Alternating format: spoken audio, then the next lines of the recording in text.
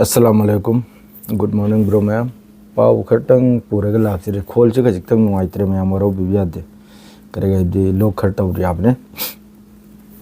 लोग खूरी फौरी से खर कनम तौरे इंशाल्लाह हौरी रबुदा फनब माबु हिदाक सोयदमक तौगनी हौजी हौजिकता फिफम अमनी लानगी पाव साइबदा इंपोर्टेंट होइबा अपडेट खर लाइको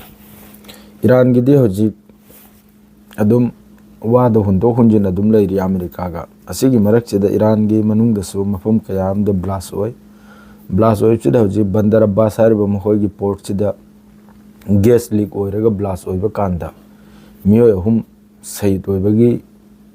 पावनी अद्रेदी रेसिडेंशियल बिल्डिंग खरम सु सोकपगी पावम लाई अदुगा हौजिक डोनाल्ड ट्रम्प ना हारिसिनबु ईरान गा वारी सानरिसिनी ईरान गा वारी सानरी हाइनसु पावम सु लाई को अल जजरादा ईरान गा खोगी बैकडोर दा हौजिकी लान से लेपना बाइना असिगी मतंग द वारी सानबगी पाव खरम सु लाई अदुम को हौजिकता हरांग ना हलचल खरम ओइरुरे ईरान गी मखोगी न्यूक्लियर साइट ता अदरेदी हौजिक ईरान गी अचोचोबा मखोगी आईआरजीसी गी मकोक चिंबा खरगी स्टेटमेंट खर लाई सोशल मीडिया अमसुंग न्यूज़ चैनल के आदा मखोइन हारसिनबु ईरान की पावर से न्यूक्लियर ने नतेसिनी ईरान ने मपांगल कल्लिसी ईरान की मिसाइल प्रोग्राम न्यूक्लियर दगी हेना कल्लम निसिनी न्यूक्लियर पाइप दगी हेना कल्लम निसिनी अदुना जैसा मोंग द ईरान की मथकते अटैक तोरपो कांदा अदुगी मुताबिक ते जवाब पिबे नंगु निसिनी मखोई पूरा लान की दमकते रेडी निसिनी पूरा ईरान से अदुम लोइखरा अदरेदे मनुंग द यामना कन्ना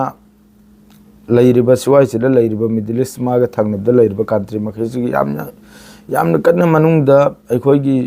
नैथोक नैजिनसे याम कन तौरिया हौजिकता नैथोक नैजिन हाइबदी चिरोन चिनाय अदरेदी मौंग अमनी द मिडिल ईस्ट की पूरा फिफम से पूरा मौंग मो ओइखरेन द ईरान की मतंगसिदा खरमनबु अमेरिका की मतुंगदा खरमनबु ईरान की मतुंगदा दो हयंग लान से औरपो कांदा ईरान की मतुंगदा कनामता लेपलोयाबा अदुसु खंगयाबा अदरेदी मी खरना हाइरी कमेंट सेक्शन दा ईरान की सुप्रीम लीडर लोट खराइना अखोई लोट पे जानते इस्लाम दा खंगिब्रने लोट पे जानते मादो नखोई अदुम कमेंट तौबिगनु खजिक्तंग ज्ञान तामिनसी महाग हौजिक मस्जिद अचौबदा मस्जिद अचौबा लैरी ईरान मनुंगदा अदुदा महाग नमाज सोलबा मादरे दुआ तौबा पूरा सजदा की हालत ने लेरसे एक नंबर दा दुई नंबर दा लान से होबता दि महाग ननी कमान पीदौरिदो बंकर दा लैबो ओइगरा जसादा लैबो ओइगरा बंकर दा दि होजि फाउ लैत्रि को सिम खंग कमेंट मयाम नत पादबी इरी यूट्यूब तसु मादरेदी फेसबुक तसु लोट पे जानते ऐसा है ब्रने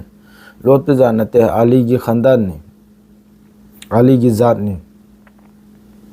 लोट पे जानते लान की मतम यूरोप पदा असे में ज्ञान ताओ लो लिख रहा भी गनो फेसबुक तो कोंगाइमा कना कनानो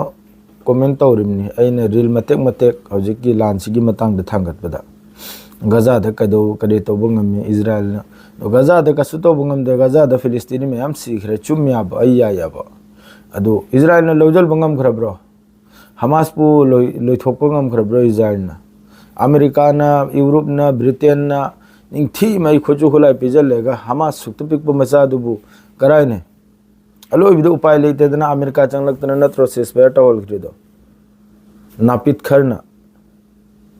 तो ngasi su पावमला ए गजा कनम द गजा द मी कुंथ्रा माथोइने अंगांग दर्जन की मथकते और इजराइल की स्ट्राइक ता द सेस्पेयर टो बिरम मखैदो करायाब सेस्पेयर टो बिरम मखैदो करायाब लैताबा ngam सेस्पेयर टो खरिमने हमास पु फाब ngam इजराइल की होस्टेजेस मखै लौथोक ngam कंट्री का न मखो मखोत पारेगा सेस्पेयर हेल खरिमने नत्रदि हजु फौ लान तोई हमास नखोय दम नत पादो कमेंट तो बिनु प्लीज द ईरान की अपडेट सी मथंग लापगा इन सोयद मकी पिरकनी अदरेदी हजु की ईरान मनुंग द ब्लास्ट ओइबदुगी लोगे द इजराइल की तरफ तगी मखोय की मखुत यावद हन स्टेटमेंट हमसे पिरइमनी मखोय न नत है अदोड ईरान बु कयाम की खरियोंग इजराइल से इजराइल ईरान मनुंग द हजु की मादो हजु इंक्वायरी तौबदा कनम से the Bandar Abbas tasu blast orisi gas leak oibna maram oiraga madra mafam kayam dasu Tehran dasu blast oiridu adurasu Israel gi tarapte statement piresi makhoi yaudesin makhoi gi hat yaudesin asigum point khar leiraba